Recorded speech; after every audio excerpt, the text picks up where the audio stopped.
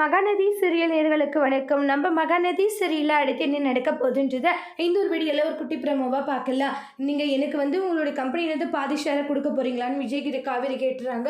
இந்த காவேரி யார் சொன்னது? தாத்தா தான் சொன்னாங்க. ஏன் தாத்தா? அடே அவ கவலைப்பட்டுட்டு இருந்தாடா. சரி மனசு கேட்கல அதனால தான்றாங்க. ஆமா காவேரி அதெல்லாம் எதுக்கு, அதெல்லாம் ஒன்று வேண்டாங்கன்றாங்க. காவேரி இங்க பார், நீ எனக்காக எவ்வளோ பண்ணியிருக்க, அது இல்லாத நீ என்னுடைய ஒய்ஃபுக்காக இதெல்லாம் செய்தவங்க தப்பே இல்லை சரியான்றாங்க.